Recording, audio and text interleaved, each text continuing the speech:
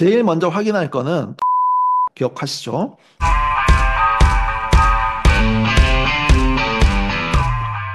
반갑습니다. 시로 캠퍼스 대표 시루입니다.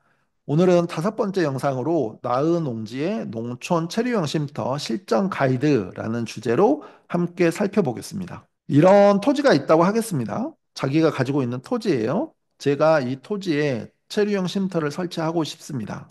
가능한지 그렇지 않은지 단계별로 살펴보도록 하겠습니다. 제일 먼저 확인할 거는 토지 이용 계획 확인서입니다. 토지 이음 사이트에서 기억하시죠? 네이버에서 토지 이음 검색해서 토지 이음 사이트 접속 후 지번 입력하고 열람 누르시면 토지 이용 계획 확인서가 이렇게 나옵니다.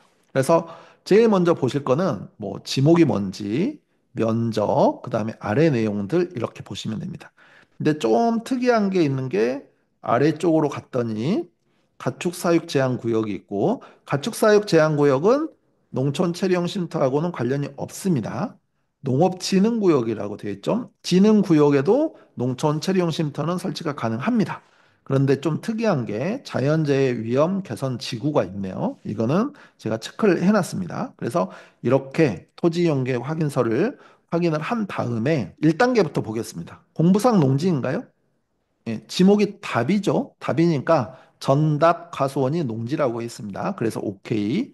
농지의 면적은 적정한가입니다. 농지의 면적이 2913.21제곱미터로 여기에 0.3025를 곱하면 되는데 대략 0.3만 곱해도 됩니다. 그러면 3927이니까 870평 정도 됩니다. 면적은 충분하죠. 농촌 체령 쉼터가 10평이니까 거기에 2배 이상이니까 870평이니까 충분합니다. 동그라미. 소방차와 응급차의 통행이 가능한가인데 앞에 보시면 이게 농로입니다. 농로. 이쪽으로 보시면 이게 이제 콘크리트 포장된 농로고 이렇게 들어오는 거죠. 그러니까 이쪽으로 소방차와 응급차가 들어오면 됩니다. 동그라미. 이렇게 됩니다. 그러면 1단계는 통과한 거예요. 그다음 2단계로 가보겠습니다.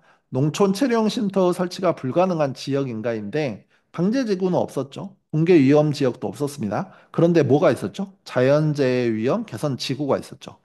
다시 보겠습니다. 자연재해 위험 개선 지구 있죠. 2017년 5월 12일에 이제 보통 지정 날짜를 이렇게 적어 놓습니다. 그래서 이 토지는 자연재해 위험 개선 지구에 해당이 돼서 농촌 체류형 쉼터 설치가 불가능한 지역이므로 체류형 쉼터 설치가 안 된다라는 겁니다.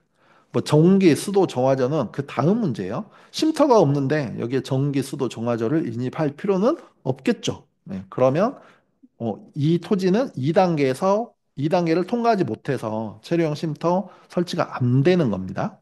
이유가 뭐 있죠? 자연재해 위험 개선 지구. 두 번째 토지 보겠습니다. 서류를 이렇게 봤더니 지목이 저온이고 면적이 813제곱미터. 813제곱미터입니다. 얼핏 봐도 되죠? 지목이 농지고 면적은 800이니까 상관이 없죠. 그 다음 가축사육 제한구역은 체류용 쉼터와는 관련이 없다고 했습니다. 또 가축사육 제한구역, 또 가축사육 제한구역 이렇게 또 가축사육 제한구역, 또 개발 촉진 지구죠. 이것도 농촌 체류용 쉼터하고는 관련이 없습니다. 폐강 지역 진흥 지구 이것도 체류용 쉼터하고는 관련이 없습니다. 자, 그러면 공부상 농지죠. 서류상 전답 과수원이 농지라고 했습니다. 면적 적당하죠. 연면적 뭐 대략 한 15평 정도를 잡더라도 쉼터 주차장 해서 15평을 잡더라도 30평이 넘어가니까 상관없죠. 도로 접해 있죠. 보시면 이게 전부 도로입니다. 이게 북쪽과 동쪽으로 접해 있는 거죠. 그래서 도로 접해 있고요. 그다음 농촌 체령 쉼터 설치에 불가능한 지역에 해당이 없습니다. 또 인근에 주택이 있어서 보시면 이게 주택이거든요. 그리고 실제로 이제 이쪽에 사진상 조그마한 주택이 있는데 제가 답사를 다녀왔는데 이쪽에도 주택이 있어요. 이쪽에도 주택이 있고 이쯤에도 주택이 있고 그렇습니다. 그러니까 주택이 있다는 건 뭐예요?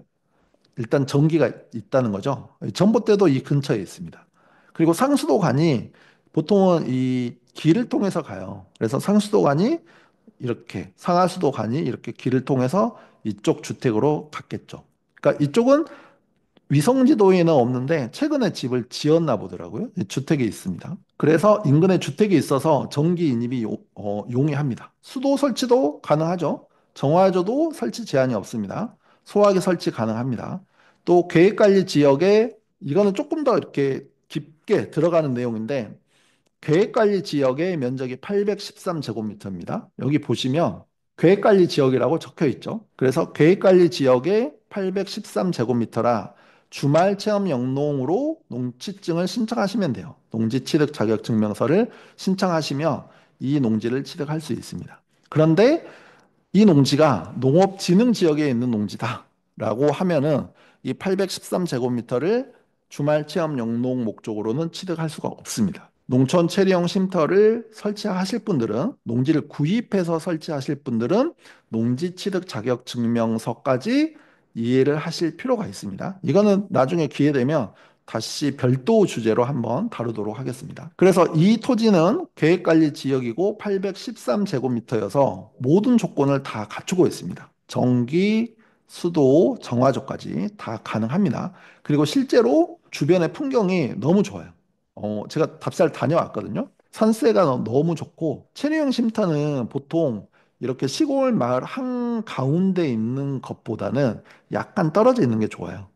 왜냐면 이제 보통 체류형 쉼터를 세컨하우스나 별장 개념으로 사용하시는 분들도 있는데 노래방 기계도 좀 설치를 할 수도 있고 지인들이 와서 이렇게 뭐 고기를 구워 먹을 수도 있고 하잖아요. 그러면 아무래도 소음이 조금 나니까 동네에 붙어 있는 것보다는 약간 떨어져 있는 게 더 좋긴 합니다. 지대가 약간 높은 게 좋아요. 그래야 조망이 이렇게 나오거든요.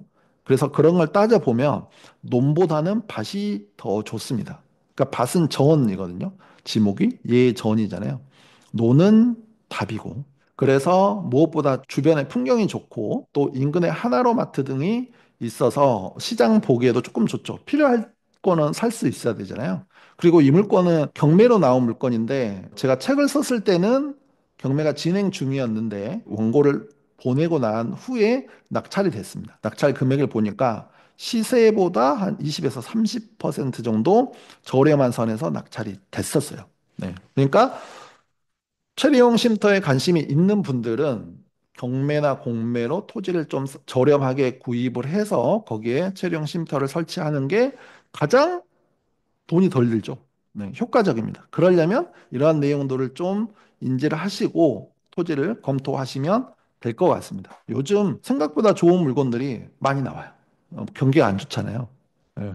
그래서 좀 안타까운 일이긴 한데 좋은 물건들은 많이 나온다라는 겁니다. 좋아요와 구독해 주시면 또 좋은 컨텐츠로 찾아뵙겠습니다. 다음 시간에는 농촌 체리형 쉼터와 관련된 자주 하는 질문 살펴보겠습니다.